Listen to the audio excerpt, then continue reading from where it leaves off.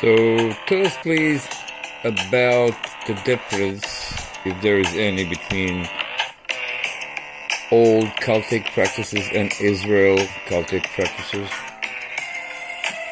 Oh, okay. So, I suppose the differences are in their success.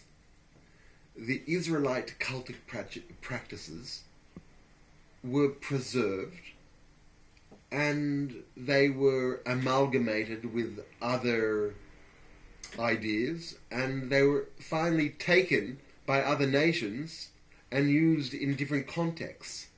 And they find themselves 2 or 3,000 years later still intact. So, indeed, there is a battle of ideas and of intellectual instruments occurring from east to west, even to today, and certainly in the past.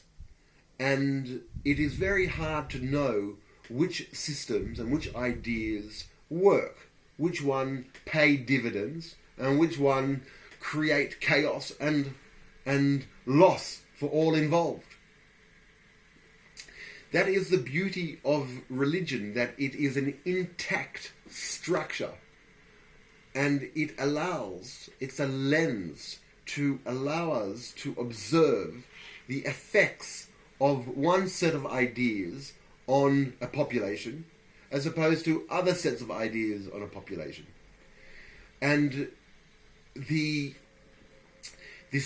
because the story of Israel in particular is intact, it is one of the few histories and mythologies that have antecedents in ancient history from 2,500 to 3,000 years ago until today.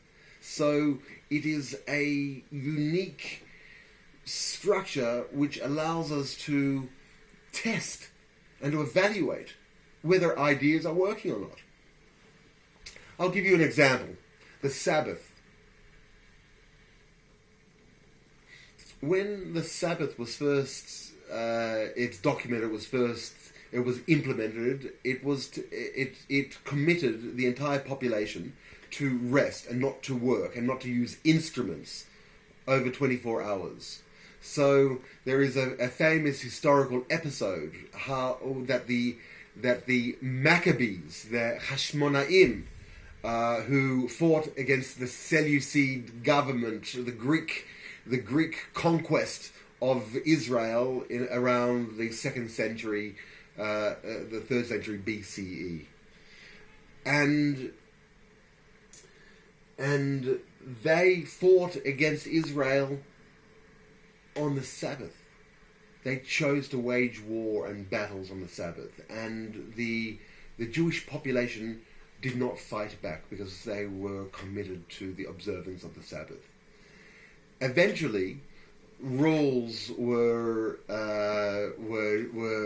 permitted to battle on the Sabbath because otherwise it would be taken. Their passivity would be used against them. So the laws of the Sabbath were tweaked. But you find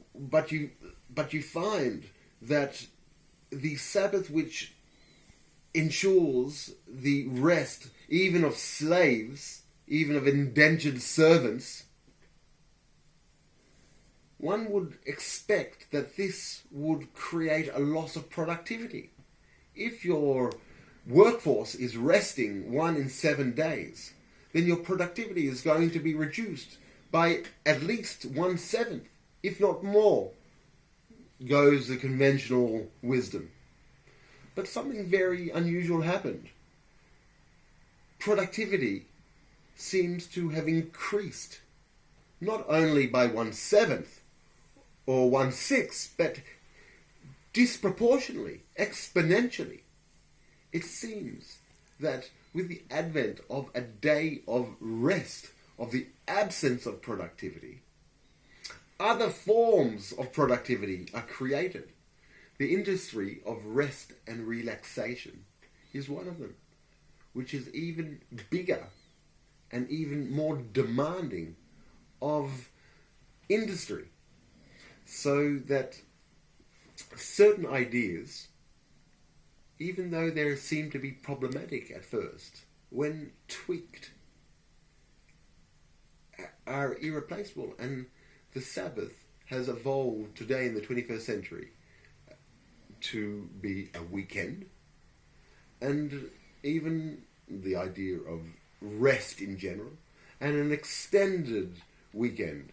And these ideas are being adapted all the time in modern industry, and